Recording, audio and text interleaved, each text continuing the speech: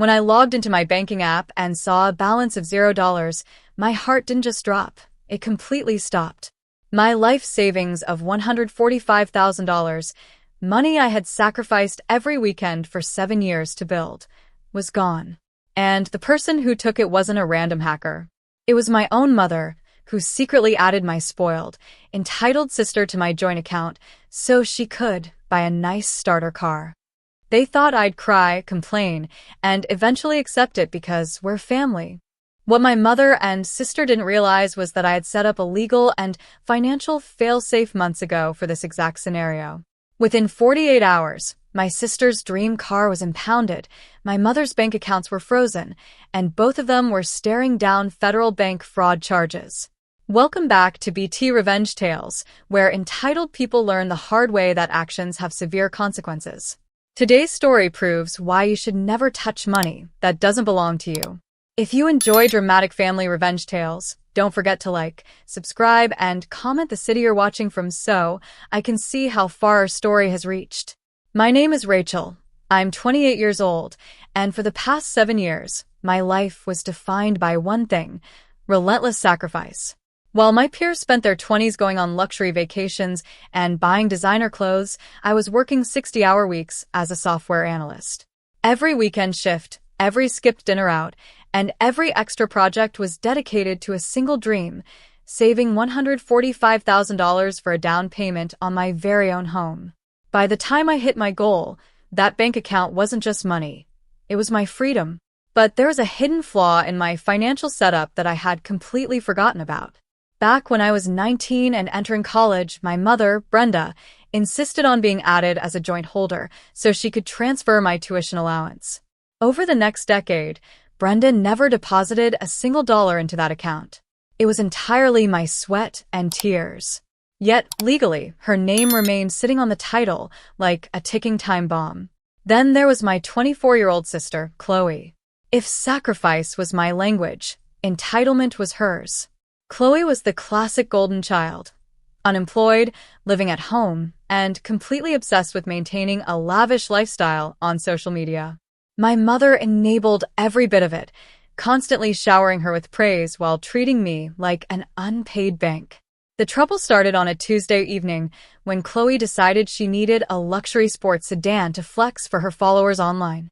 Out of nowhere, Brenda called me with that overly sweet, manipulative tone she always reserved for special favors. "Rachel, darling," she cooed, "Chloe found the most gorgeous car, but she's just a little short. I need you to lend her $40,000 from your house fund." I almost laughed out loud. I firmly told her no, explaining that every single cent was locked in for my home purchase next month.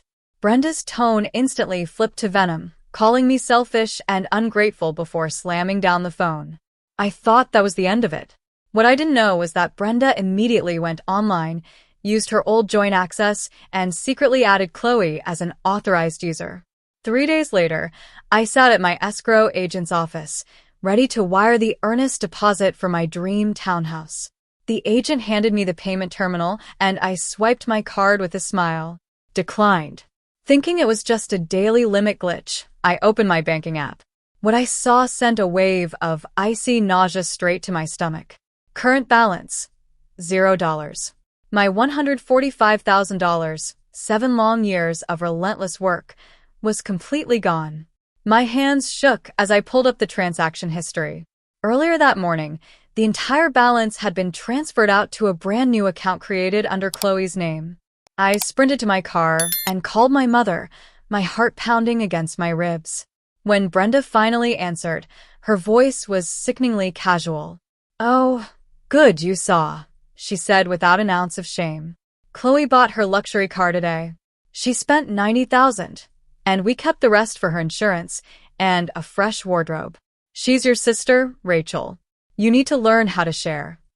When I screamed that she had stolen my house deposit, Brenda scoffed. "You're young, Rachel. You can just start saving again." What Brenda and Chloe didn't realize was that 6 months earlier, I had noticed my mother's increasingly controlling behavior and quietly updated my primary account terms. I visited the bank's fraud department, submitted an updated tax profile, and signed a formal directive requiring dual signature authorization for any withdrawal or transfer exceeding $5,000. Because Brenda's name had been sitting passively on the account for years, the local teller made a massive, negligent error. When Brenda brought Chloe in, the inexperienced clerk bypassed the secondary security flag on my profile and allowed them to add Chloe and execute the massive $145,000 transfer on the spot. To make matters worse for them, Chloe had signed formal bank declarations asserting that the funds were hers, a document she knew was false. The moment I hung up with my mother, I skipped arguing and drove straight to the bank's corporate headquarters with my certified legal paperwork in hand. By bypassing my mandatory dual signature safeguard, the teller hadn't just made an administrative mistake, they had unknowingly facilitated a massive, illegal transaction. The trap was set, and my mother and sister had walked right into it. When I walked into the bank manager's office with my dual signature contract, the room went dead silent. The manager's face turned ghost white as he realized the catastrophic error his teller had made. Bypassing a flagged legal restriction opened the bank up to massive federal liability. To protect themselves from a ruinous lawsuit, the manager immediately initiated an emergency internal reversal out of the bank's own indemnity insurance pool. Within 30 minutes, my entire $145,000 balance was fully restored to a brand new, secure account. Then came the real nightmare for my family.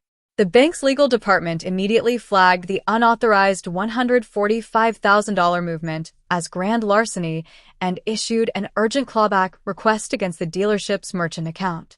Exactly 48 hours after she took my money, Chloe was sitting on the hood of her brand new sports sedan, hosting a social media live stream to show off her new ride to thousands of viewers.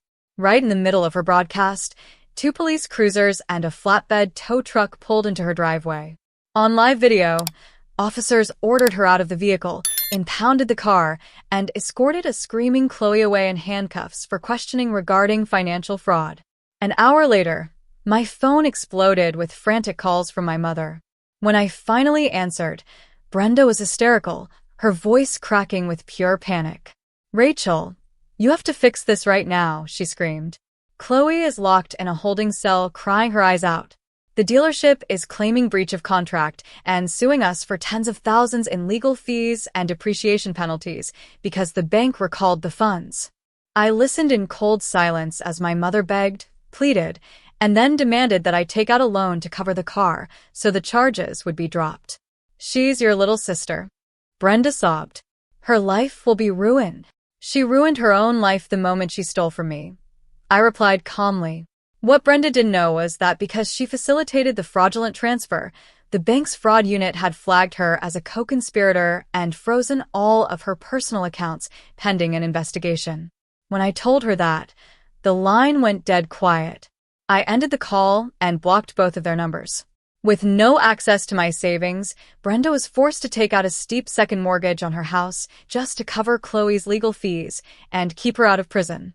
Chloe ended up having to work 2 retail jobs to pay back the remaining dealership penalties, her online reputation completely shattered. As for me, I closed on my townhouse 3 weeks later. Sitting on my peaceful front porch in a new city, I took a deep breath. My mother and sister thought they could destroy my future, but in the end, they only destroyed their own.